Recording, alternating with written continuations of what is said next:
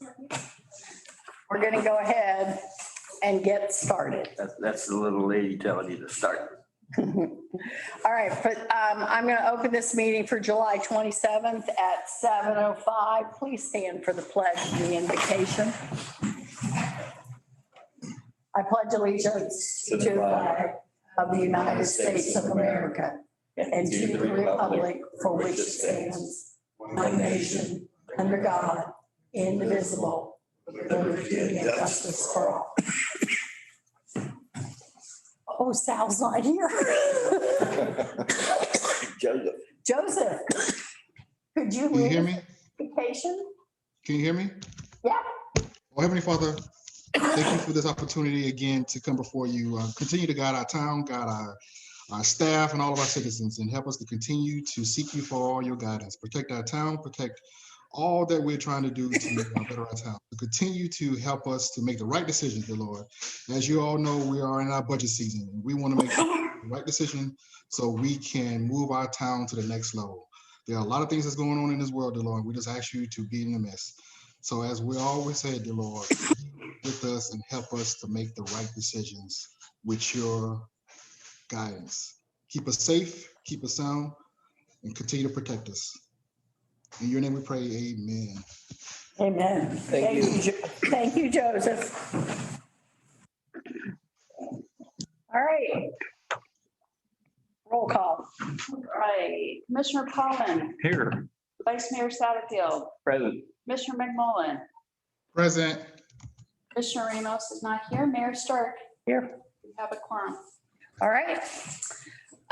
We have a public forum where anybody that is here that wants to discuss something that is not already on the agenda, we ask that you let us know who you are and come to the podium and keep your comments brief. Yes, sir. All right. Hey, I'm John Gill. I live right over here on Sadler Avenue.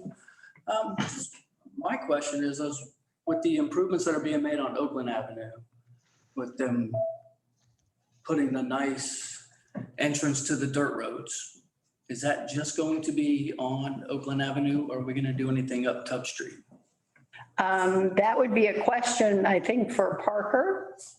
Are you talking about The aprons? we did there? Yeah. Yeah, so we are budgeting for a couple of those every year. This next year, if our budget's approved, I think we're going to hit Daniels. The Sadler intersection should be done with the Sadler Trail. You know, we're building a trail through there. So they will be done. Sadler, On Tub? west of Tut Street will. Okay, good, because every time it rains, it just washes. No, we're only going back about 35 feet from the That's intersection, fine. but okay. Yeah. Okay, Okay, yeah, that was fine. thank you. Elise is going to need your information before you leave. There's a form over there if you would fill it out. All right. Thank you. So we keep it all part of the public record. Anybody else? Okay. We have a consent agenda. Do we want to check up here? Oh, anybody joining us? Do we have anything we'd like to add to that? You could raise your hand and we can acknowledge you. And this is things that are not already on the agenda. Okay, I see no hands raised.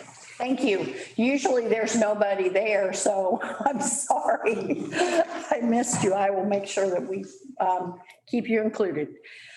We are moving on to the consent agenda. Do we have any questions, any comments, or anything we would like to pull out and discuss? No. I just have something for the record on one of the consent agenda items. It's for the OACS mass policy, and a resident emailed me yesterday for those comments. So I'd like to read those for the record.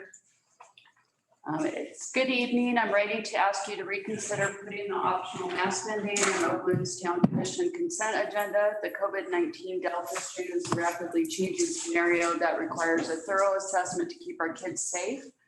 Cases are rising in Orange County and local ICUs are filling up. A recent Fox 13 report from Tampa quoted pediatric cases up 87%. I'm a mother of 2 children, a 2nd grader and a 4th grader at OACS. Our kids love their school teachers and friends, and we would love for them to be able to have all that this year while keeping their health and safety as our chief concern. We would like all children to be required to wear masks as they did successfully last school year. If masks are optional at OACS, we are taking less precautions than last year, all while a more contagious strain puts our kids who are all unvaccinated in danger. It defies logic. I would love to see our little town lead on this common sense solution.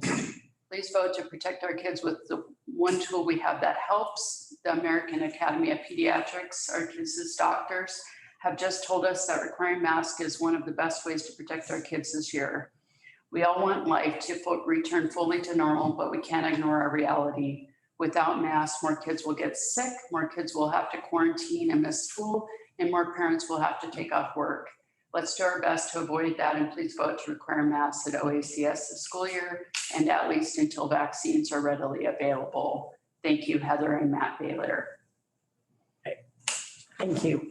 I am going to, before we make a motion, let Mike speak to that if he would like to. Mike, since Mike is, for those who are joining us, Mike is the chair of the school administrative board. And we also have the principal here joining us virtually. So at present, we are following the guidelines that are in place. We still have the reservation that if things do change, we will have the ability to change that if necessary. But as we're following along with the state and guidelines at this point, there would be no reason to make it any difference until we get over the next couple of weeks with it. Yeah, and we have, when does school open? On the 10th. On the 10th, so we have a little while to keep an eye on it. And I will say this, that as we get to it, and you're going to get comments as such as we had here. We've got as many, if not more, going the other way with it too. So it's, it's a very mixed bag, and it is one of these things that CDC is just changing daily at this point as they have been. So our best bet is just to keep monitoring it and then make our best decision for the kids as we get a little bit closer to the school.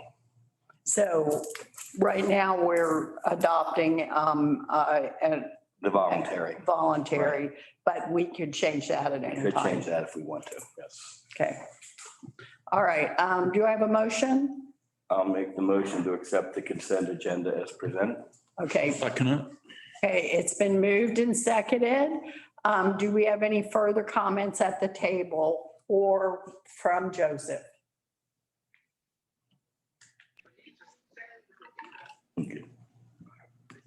No? Nope. Okay. I will open it up for public comment. Is there anyone who would like to speak to this, or Pam, if you have anything further to add?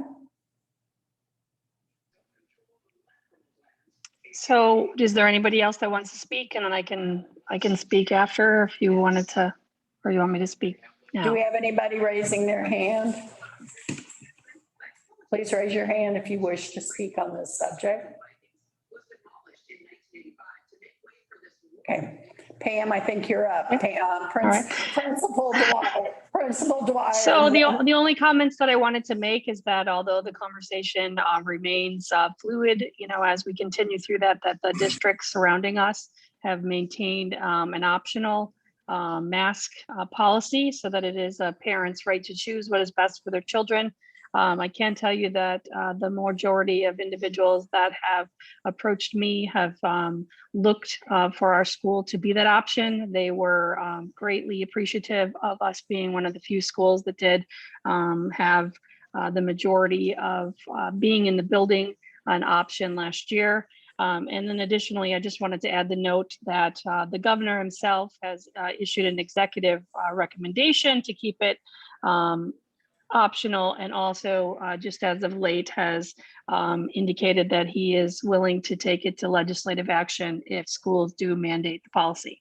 So I think I appreciate that you're moving in the direction of the recommendation, and we will continue to keep everyone up to date and monitor this significantly as we move into the school year. And so I think one of the most valuable points you make, Pam, is that the governor will move to make it not an option for schools to do differently than the state dictates.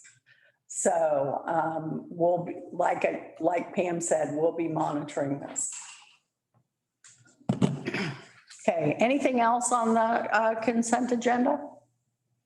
Right. I have a motion and a second. All in favor? Aye. Aye. Thank you. Joseph? Aye? Okay. All right.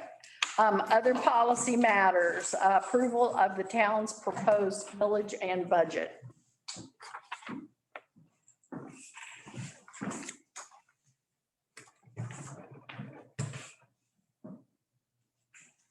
All right. Let's get the budget presentation.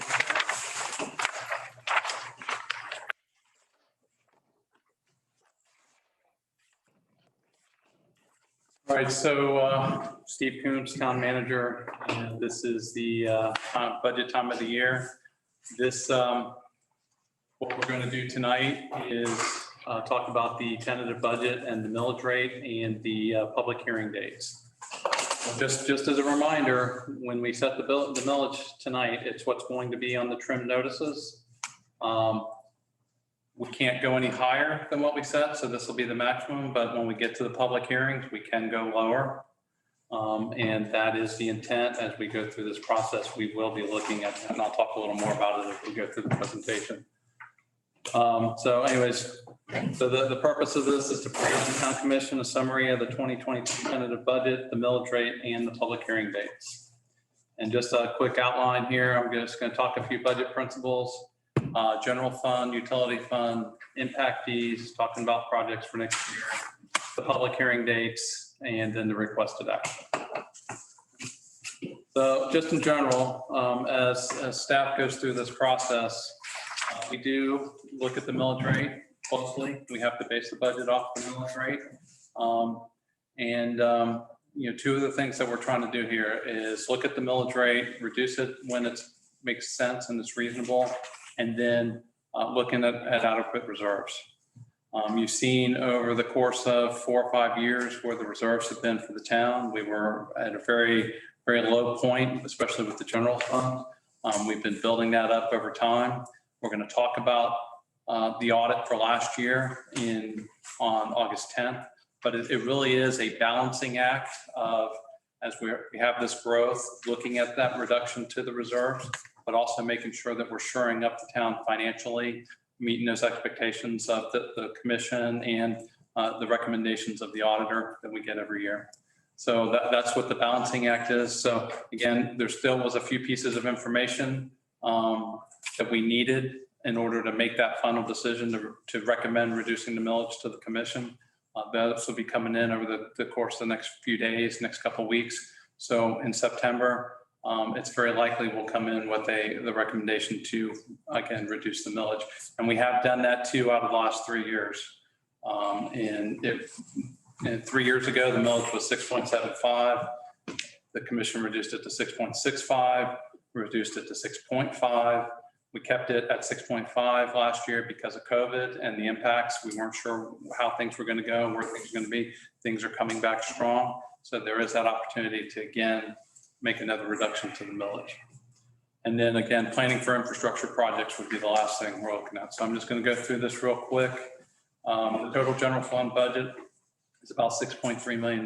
We did see property values increase, a lot of that coming from new construction. The budget that you're seeing today, again, is based on that 6.5 millage during the month of August is our opportunity to look at what's been put on paper here, make any adjustments, again, analyze that millage rate, and then come back on the first public hearing and make a recommendation. So there will be some slight tweaks to the budget during the month of August, nothing major, but we will be evaluating that reduction of the millage, and we can do that at that public hearing. The estimated reserves or unassigned fund balance that we're looking at for next year is about $729,000, a little bit of an increase. And we'll talk a little more about reserves on August 10th when we go through the audit. So audit is last year, budget is next year. We'll try to tie the two together. And we will all be experts in reserves next week. Well, and it's an important part of the discussion. It is. It is. Lower millage rates, you've got to make sure that you've got sound reserves and that the two have to go hand in hand. So That's your rainy day fund. Well, that we are looking at the big picture. Yep. By contract, fire service is provided by Orange County Fire Rescue. That contract is based off of the millage rate that they impose on unincorporated residents in Orange County. They use that same millage rate to charge us. So as property values go up in the town, the cost of fire service also goes up in town, which they're also providing service for more residents. So again, that's one of the biggest drivers of costs that we have is Orange County Fire Rescue, and that's per interlocal agreement. And it's the same agreement that they have with the other three city towns that they provide service for. It does include funding for salary increases. What we're doing as we're evaluating this, and it's a very competitive market right now for employees, holding on to employees, hiring employees, a lot of people moving jobs, changing. So I have recommended a little more increases than we have done in the past, 4% for town staff, 5% for directors, and 6% for Oakland Police Department.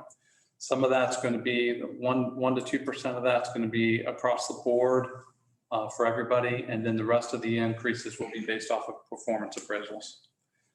As part of this process, I'll probably be coming back in August or September to also look at our pay grades and our salaries, and maybe bringing our pay grades at the bottom, bringing them up just slightly. Again, to try to stay competitive. We haven't made any changes to the pay grades in a while. Just on the director level, Nancy did some salary surveys, and we're between 10 and 30% below what other jurisdictions like us are paying for directors. So again, we've got some great people here. I want to make sure we're keeping them. That's why some of the recommendations you're seeing as far as pay raises. We do have a part-time event coordinator that we're bringing on. That's included in this budget. We had a great response to what we did for the lighting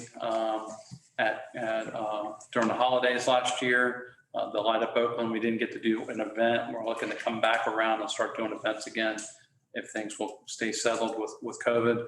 But the lighting, I think, really makes a big splash with people and was very special. So we have made sure that we kept that funding in there and even added a few more lights to the New Arts and Heritage Center. I don't know how you do that, but go ahead.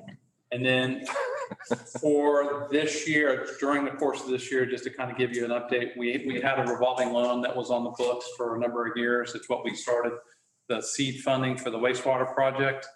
That revolving loan was maxed out at $800,000. We had pledged money against that. That has been extinguished and taken off the books, as well as the construction loan for the Arts and Heritage Center has been closed out because of the donations that we got through Healthy West Orange and our other partners, and they're all listed right on the side of the building there. We were able to take the construction loan that we were going to use impact fees for, and it has been closed out. And those impact fees are being used for things like Spear Park and for the Sadler Park Trail. So two great accomplishments that the commission has, during the course of this year. You won't see it in the audit, the next audit, for last year, but when the following audit, this time next year, it'll show up in the audit reports. And to have a building like that, Oh, it's by purely donation is amazing. And then the utility fund budget, and this one, you'll see a marked increase in the utility fund budget from last year to this year. But again, this is going to encompass, and I'll go through some of the projects, the anticipated money we're getting through the American Rescue Plan, the different grants that we've got. We've got 2 legislative appropriations. We've got a CDBG grant, and I'll go through the projects. CDBG grant, DEP grant, and St. John's grant. So all those funds will be going in and out of the utility fund. So you see the utility fund has grown quite a bit, but a lot of that has to do with infrastructure projects. So again, we've been growing, the town's been growing, so we've been adding new customers. So we've got a projected increase in water revenue and wastewater revenue. And then it includes the 4% for salary. Again, across the board, 1%, and then the performance appraisals for the balance of their increases. It does include a full-time utility billing supervisor. On the administrative side, we've added about 500 customers over the last couple of years, and we're getting stretched pretty thin as far as billing cycles and things. So we have added a full-time position, and then the reserves are very healthy in the utility fund. Here's your reserves again. I know. I know, it's a recurring theme, Reserves are good. And we're doing, and the town's doing great, and we're, like I said, it's a balancing act between millage and reserves. Can't say that enough, so. In the utility fund, so we've got some grant projects. The first three you see here are the Hull Avenue septic to sewer. It's about a $1.6 million project. And it's part of it's in this year's budget, and we're rebudgeting it in the next year because the majority of the construction is going to happen next year. And again, that's money coming from CDBG, which is through the Department of Economic Opportunity, the St. Johns River Water Management District, and the Florida Department of Environmental Protection. We have two appropriations. One of them is for Lift Station 6. It's $250,000. The reason that is highlighted because the entire project's about $600,000. So it's being funded from two different places, partially from the legislative appropriation and partially from the anticipated money that we're getting from the American Rescue Plan. So you'll see that project on here twice. That lift station, once it's put into place, will allow the school and the public safety building to get off of their septic system and onto the wastewater system. So it's a huge, huge project. It also will be there for future development along Highway 50. But the first and foremost thing is getting the public safety building in the school. So you'll see there's also funding that needs to happen to make that connection. So that's also under the American Rescue Plan. The third one under the grant projects is the Lift Station 7 that's being contemplated at this point. We have $500,000, and that would be the Jefferson Street extension. That would allow for new construction, but it will also have the capacity that when we have funding to match with it, we can start moving into the existing part of town over on the west side near Jefferson. So that is a very important lift station also. Again, these septic to sewer projects are extremely expensive, and we need to continue to find partners as we are able to get this infrastructure in with the new development. Then we can leverage that to be able to help with the existing residents, but it's still very expensive. And so we will continue as we move through these projects to look for funding partners on these. Oh, go ahead. And the Hull Avenue one is our first septic to sewer conversion. So again, we're taking that one a little slow. There's a lot of learning process that goes along with these and how these projects are put together and funded and then actually executed. So we're kind of working through this one before we start really trying to find the next project. But, you'll learn a few things. Yeah, we'll learn some stuff doing this one, and then we'll after a year or so, after we get this one closer to being done, we'll be looking to get those up, look for those other projects. And don't feel like you have to answer this right now, but I feel like we're way ahead of what we thought our timing would be for this project. But it would be nice to, kind of keep track of that and know where we are. But I feel like we're years ahead of where we thought we would be. So it'd be nice to know, bring us back a number at, when you have time. As far as a number of. Well, I mean, I think we projected out, that it would take this long to do this many lift stations and complete the spine. Yeah, And so that was we are- before I got here, so I haven't even Yeah. been trying to measure against that. So. We'll take the original plan, Yes, look at that, and measure our success with that. yeah, but I'd say, Parker, wouldn't you say we're ahead? Oh, God, yeah, no doubt, no doubt. Yeah, it'd be nice to be able to say we're 3 years ahead, 5 years ahead, whatever we are. And this is no taxpayer dollars from the town at this point? Well, we have a little bit of the seed money with and it was, utility money and general fund money at the beginning, but the majority has been, The vast majority. vast majority has been through the grants and legislative appropriations, the development, partnering up with us. The town's put a little bit in to leverage a whole lot is really what you got. Mhm. And I would say, and that'd be interesting to know how much came from the state, because I think, that was If a you lot. take out the septic to sewer conversion, which is 1.6 million, we've gotten 2.6 million, actually 3.1 million in legislative appropriations now. And then 1.6 million in septic to sewer. So that's about 4.7 from the state. And then a lot of leveraging from the development partners. Yep. Okay.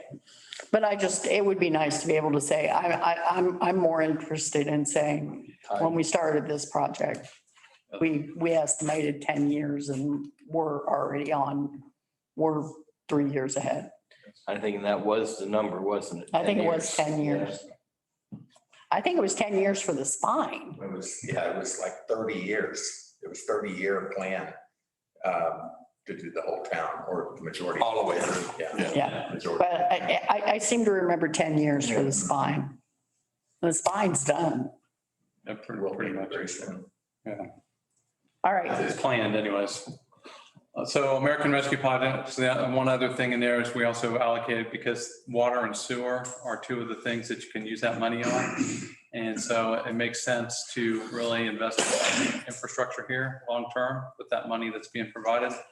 So the other thing would be the additional water well, number 3, that we discussed back a few months ago. So that's being partially funded through the American Rescue Plan. And then we move into impact fees.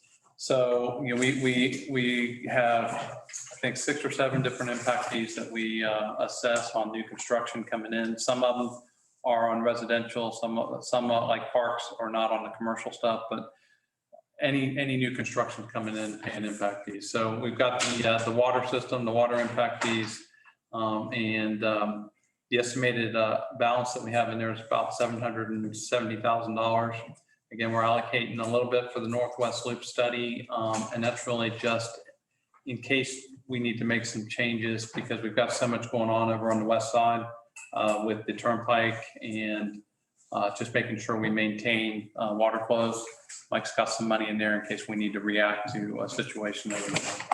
But other than that, we've got the additional water well that's been discussed. We've got that funded through impact fees.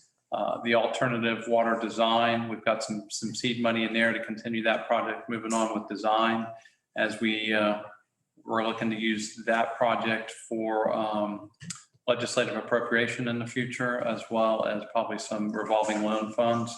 And that's the project to get us some irrigation, some reclaim type water, stormwater harvesting to be specific, to take some of the pressure off our potable water in our deep wells. And then we've got some reserves for future projects. On the wastewater system side, we've got a rebudget on the wastewater expansion, a lift station that we had that was sized up for additional capacity. And that's the developer agreement. And then just some general wastewater.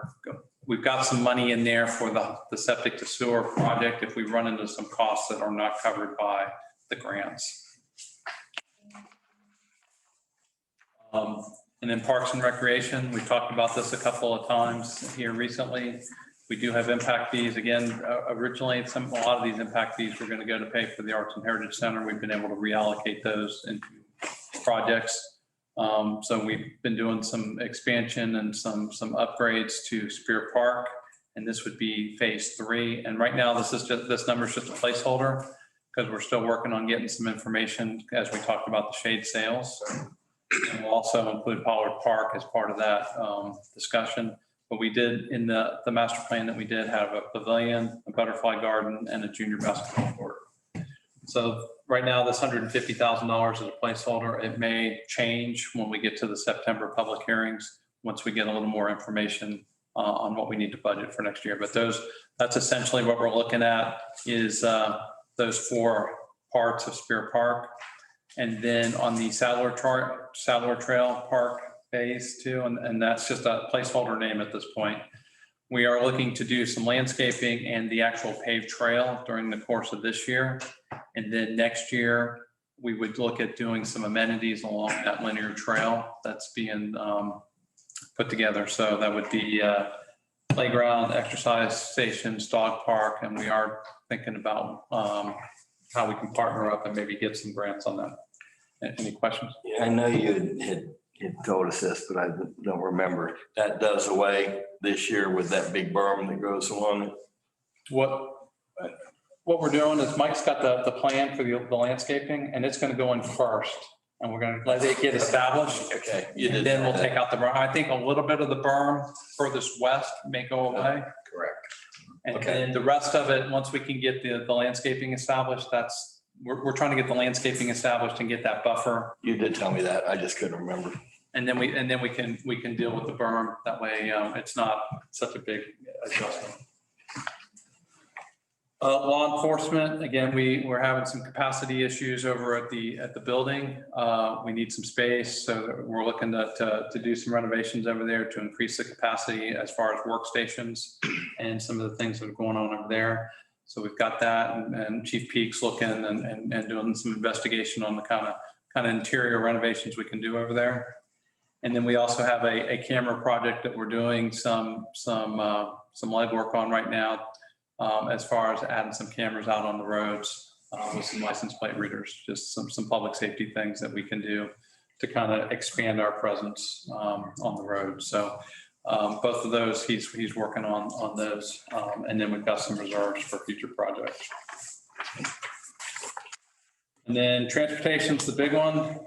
That's when we charge the most to the single family residences, and we've got some money put aside in here. So the first thing on the list is the Oakland Avenue roundabout, and this is a rebudget. Money was budgeted in this year, but the actual construction and the interlocal agreement that we have with Orange County says that we have to have $1 million set aside for that project. The actual construction is going to start in January. The bids are coming back. They got delayed by 2 weeks, but the bids are coming back on the 29th. Orange County will evaluate those bids. If everything stays in place, we've got money in there for any change orders that might happen. It's all talked about with the interlocal agreement with Orange County. But I do see the majority of that $1 million coming back to the town to be able to reallocate to other projects. But again, we have to have it set aside to make sure this project gets done and constructed. And then we know there'll probably be some post-design services with our design engineer. So we need to make sure we have some money in there just in case, things come up.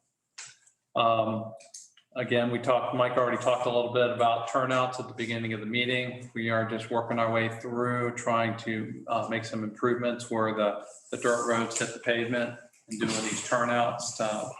It helps in a lot of different aspects, from maintenance to safety. I think the ones we've done so far have been successful. So we'll just keep working our way. And as we have money, we'll keep putting those into the budget to do a couple more every year. Got some money in there. So we've got a transportation study going on, a planning study on Oakland Avenue, which again, we've got some money showing in the reserves in transportation. So the future projects after the big turnabout's done, the big roundabout is done. What we're doing is trying to get the community input and then the commissioner discussion on what the future projects could be to use these impact fees along Oakland Avenue and Tubb Street, making those safety improvements and capacity improvements along there. Not widening the road. We're looking at intersections and things and everything to do with the character of the town. So we are looking to have August and September, some community meetings, and we'll make sure we get that information out. And if we put stoplights out at Catherine Ross Road, they will be far prettier than the ones that exist in Winter Garden. We're not doing any stoplights. That would be out on 50. Yeah. We're going like I think we're talking roundabout. But if we do any stop, I know there's a stoplight on 50, so. Yeah. Traffic, I don't think we're calling for any traffic lights on Oakland Avenue. Everything's going to be within character. One of the other things that I think that I'm very interested in is how do we make it more pedestrian friendly so we can connect the different areas by sidewalks and then lighting and everything. But everything within character, it's all got to be within what the town, the town character. We're not Ocoee and we're not Windermere. If we're Oakland, and so I think we've got a designer that will meet that. But that's where the idea is to get these projects and these ideas and get them all into, on the paper so that we can then move forward and be able to do future projects after the big roundabout's done. And then administrative facilities, we do collect money for that. And right now we're just going to be putting that aside to see what the future might hold for the town as far as the space needs with the town. We've got a very old public works building and we're a little tight on space. I'm not suggesting we do anything right away, but over time, we're going to need to look at some of those kind of issues in the future. So I've got $25,000 in there for a space needs study, but it really isn't high on the priority list right now. We've got a lot of other things going on. And then we do have some funding that goes for fire protection. I believe we charge like $100 a house for impact fees. And this money, one of the big things that we can do is there's some opportunities to put some hydrants in some areas that might be, a little far away from a hydrant. So that's something that Mike Parker does. The total impact fee budget's a little over $5 million. But like I said, we are working on plans and inputs for future projects. So that gets us down to a couple other items. One thing I just wanted to bring up because I need to talk with our auditor and our accountants on the best way to handle the HVAC project that we've embarked on with the school. We're doing it through financing and the funding's not necessarily running through our accounts, but I want to make sure it is on the record that we do have a $2.9 million project for OACS. It's not shown in any of the budgets, but it is there and it is something that we're working on. They're working on design right now. Once they get the design done, we'll start figuring out the construction schedule. So actually they'll be doing the construction schedule as part of that design. So, but I just wanted to make sure that was on the record. And then Mike has come to me with some needs with the construction that's going on, bringing in another construction inspector. Again, we've got all these grant projects, some of those grant funds can be used for construction and inspections, as well as we get development fees, site development fees that could also cover. So we do have revenues coming in that would cover the cost of adding one. I don't have it in the budget. This may be something that you see in September. It would be not something we need long-term, so we would do it as a limited term so that maybe for 2 or 3 years we would have it. And then, if construction slowed down, that position would go away. So we would hire somebody under that, under that guise. So that may be something that you see in September. Just, we've got all this infrastructure that's going in. We've got to have eyes on it to make sure it's getting done the way we need it to get done. So just to go over in summary, the budget was prepared using 6.5 millage rate, but please stay tuned. I do expect staff will be able to recommend a reduction in that millage when we get to the public hearings. Public hearing dates, we cannot conflict with Orange County Public Schools or Orange County Board of County Commissioners. So the recommended dates that I have on here do not conflict with either, which is why the September 13th meeting is on Monday, because the school board is doing theirs on that Tuesday, which would be our regular meeting. And then just for reference, Labor Day is September 6th, because sometimes that gets in the way of things too. So the requested action is, I got 3 actions here. Approve the tentative millage of 6.5, which again will go on the trim notices going out in the 3rd week of August. Approve the tentative budget of $18,774,853, and then approve the dates and times for the budget public hearings. Okay. Any questions? Questions, thoughts at the table, and Joseph from afar Did we lose him?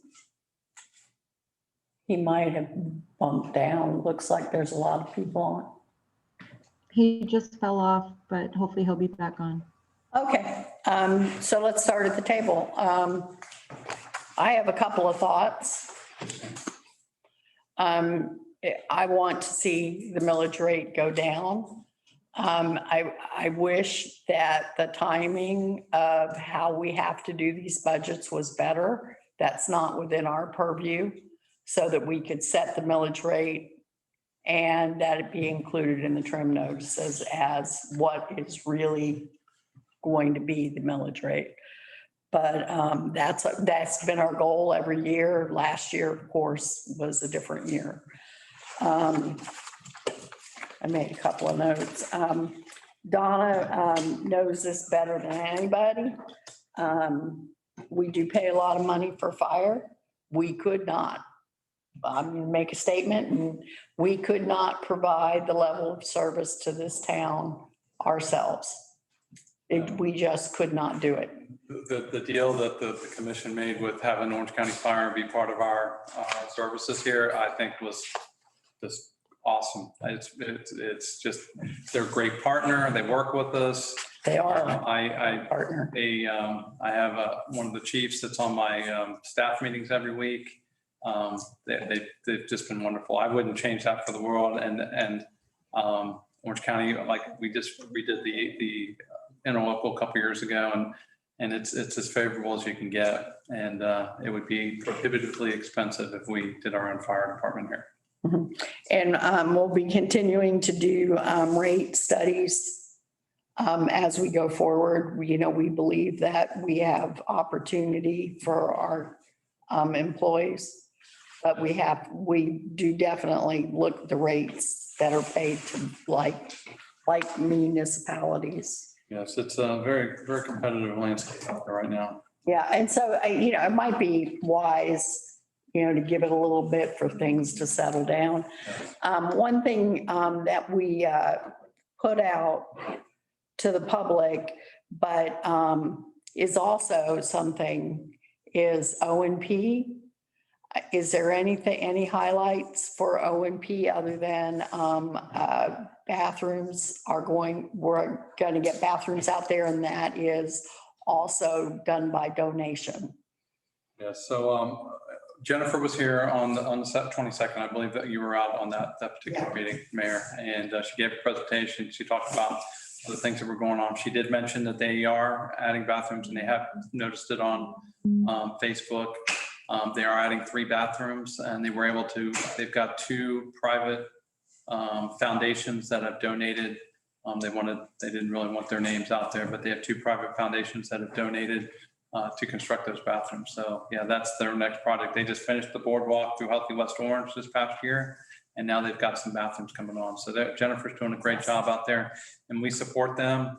And that's part of the budget. I didn't bring it up this year because we started that last year, but we do support them both with staffing dollars and with some operational dollars, because they do a great job in managing that over 150 acres of property. They're fantastic staff out there. Ecotourism opportunities that they provide, and just the general things that they provide to the town.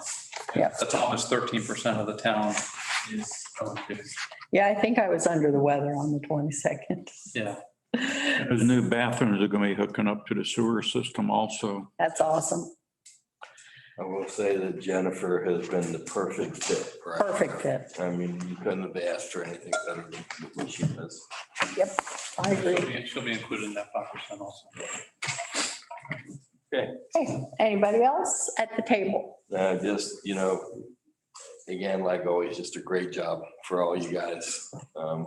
It's from where we've come from. To where we are now is just phenomenal on how professional you guys are and the work you do, and we appreciate it. Yeah, there's no money missing. Well, yeah, there's that. We appreciate that.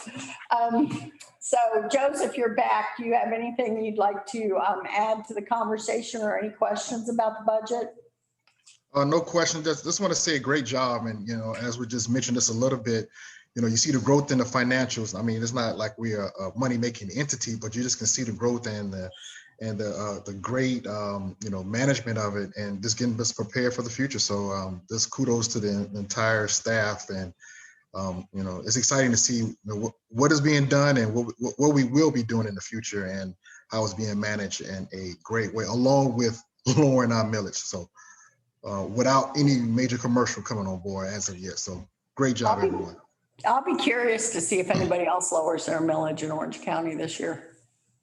I haven't heard. Yeah, I haven't really paid attention to what others are doing, but no, I think we're in a pretty solid place. So. Oh, yeah, garden stayed the same. Well, yeah, Winter Garden did stay the same, but last year we did we looked at, or was it the year before, we looked at everybody's I millage. think it's a year. Yeah, and I think we were third. Yeah. We are not the highest by any means. Well, it's surprising to me the city of Orlando's higher. Yes. They have 6.65, and it's been like that for a couple of years now. Right. So, Mayor, we have a raised hand. yeah, Okay. thank you. That's where I'm going, but thank you for doing that.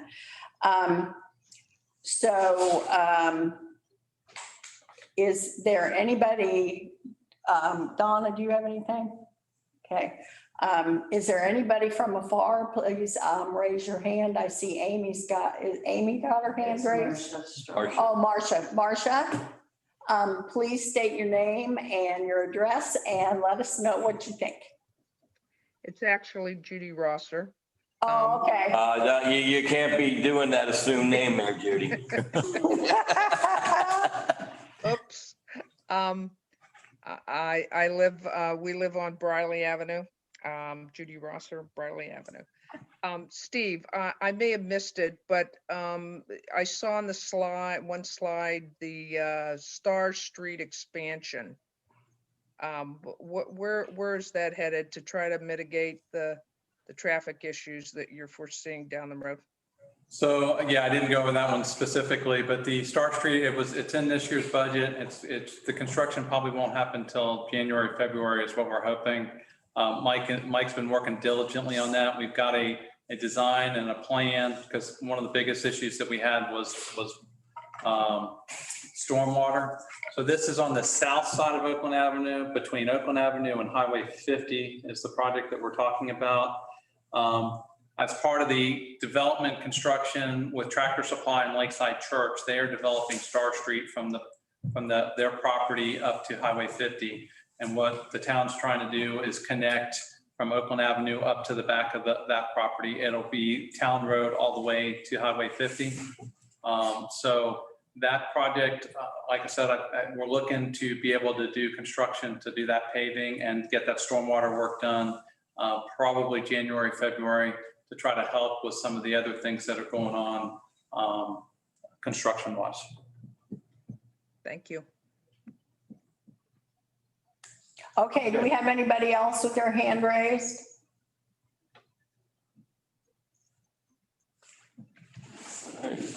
We ready? All right, I'm going to bring it back to the table. Do I have a motion? I'll make the first motion to approve the tentative millage rate of 6.5 for year 2022. I'll second it. Okay, it's been moved and seconded. Do we have any questions or comments? All in favor? Aye. Aye. Aye, thank you, Joseph. So I need a second motion, please. I'll make a motion to approve the fiscal year 2022 tentative budget. Second. Okay, it's been moved and seconded. Any questions, any comments?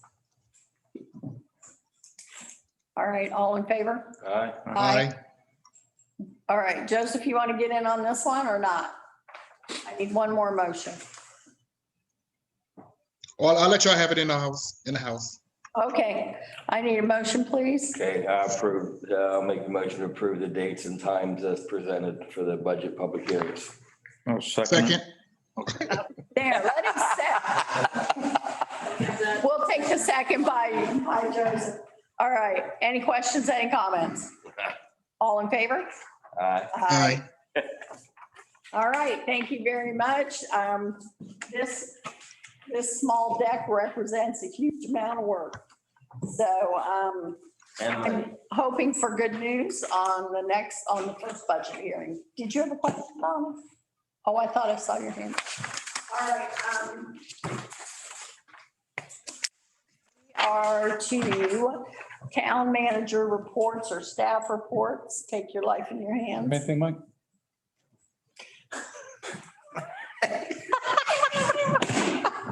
I'm just thinking about all that work we have coming.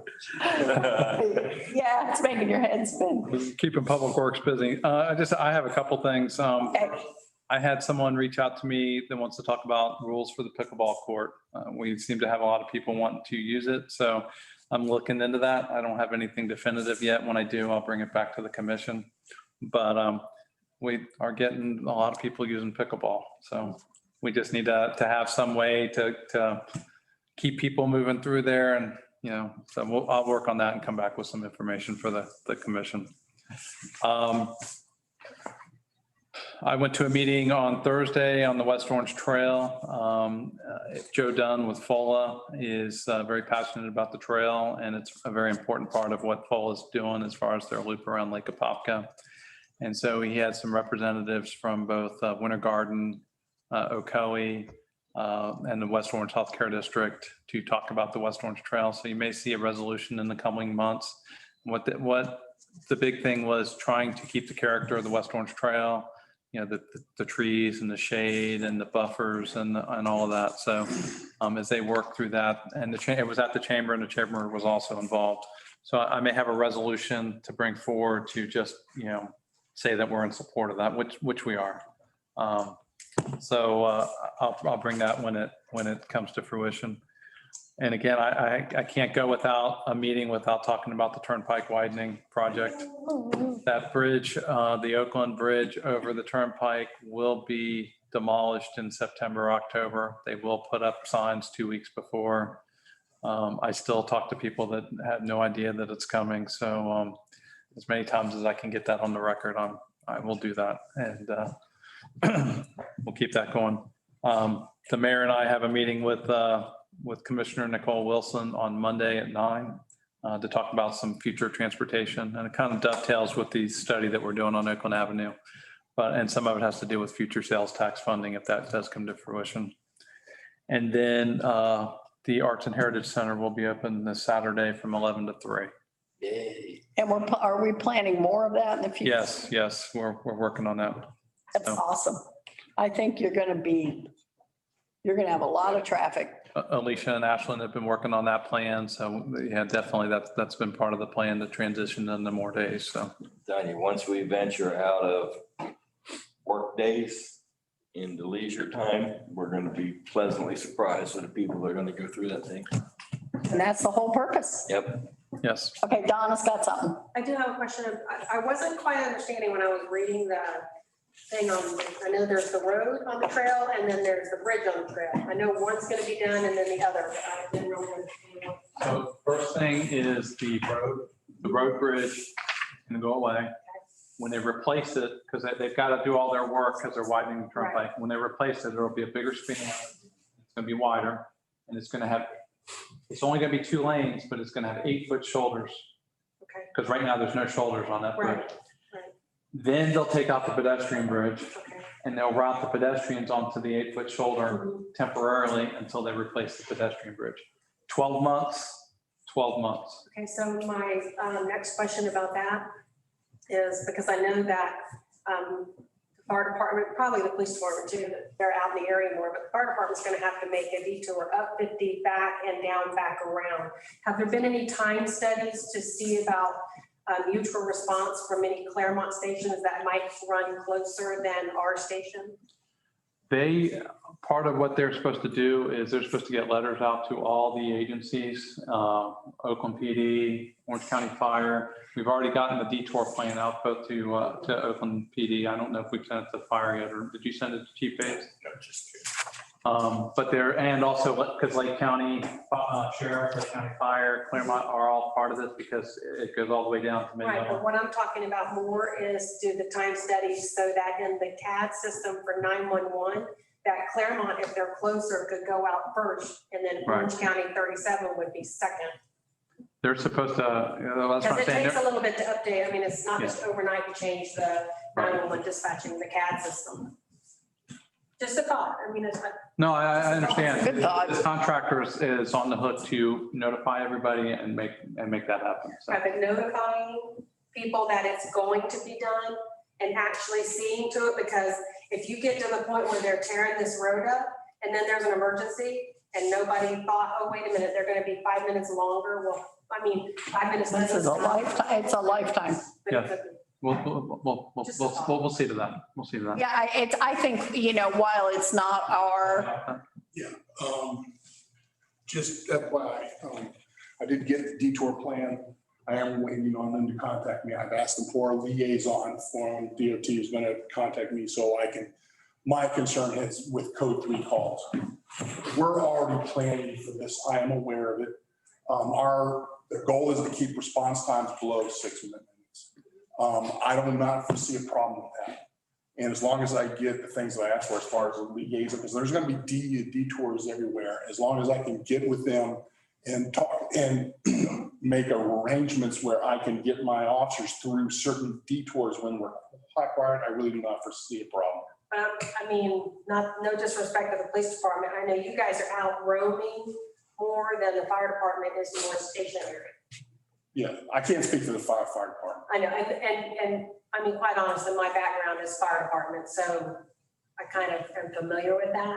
So that's kind of why they're Now, more stationary than you guys are, out in districts. we tend to get notified whenever the fire department has a call in over Right. them. Right, I So know you do. when those events occur, and that's not very often, I'll be honest with you, but when they do, we'll probably be responding with them. We respond with them half the time anyway. So they'll be able to go with us. but I think what Donna's trying to say is, while it's not our responsibility to make sure that these things are happening, we need to know how they're doing it. Okay. So, we need to know that how the fire department is making plans, Right, as I said, if their response times fire. degraded. No, and we don't expect you to, John. I completely understand. And like I said, I've already talked with Chief Bates with Orange County Fire, and I will talk to him some more so that we can coordinate and make sure that this is happening.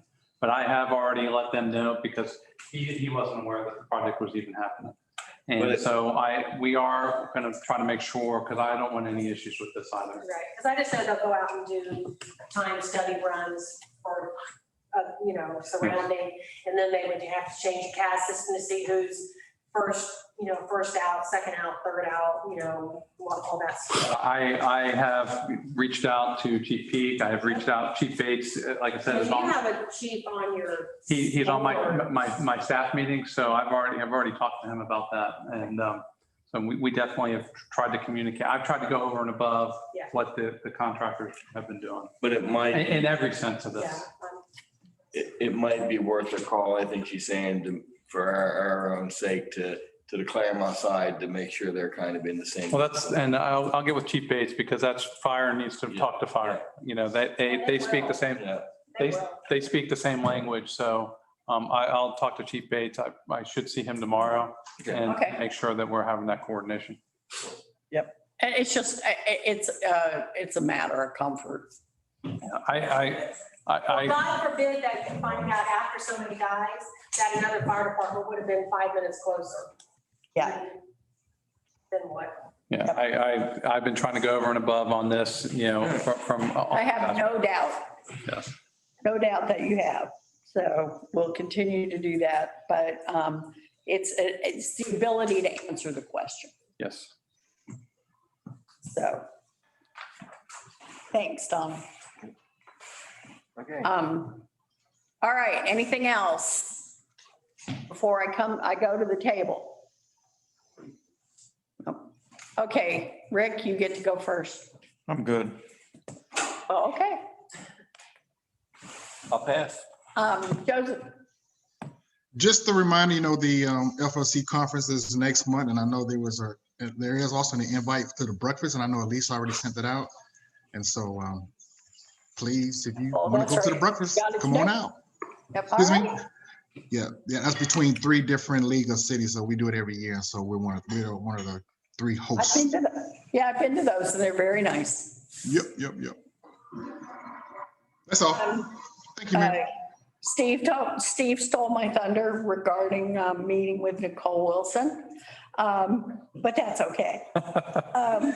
And Habitat for Humanity is continuing to want to have conversations with us to see what opportunities we have here in Oakland for further development.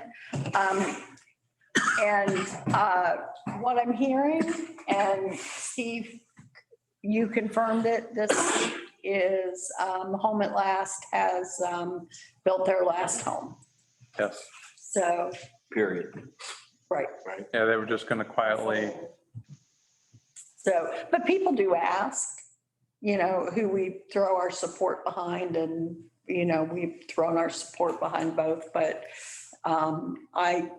focusing on Habitat for Humanity would be a nice thing. So, anything else? All right, Joseph, you're on mute.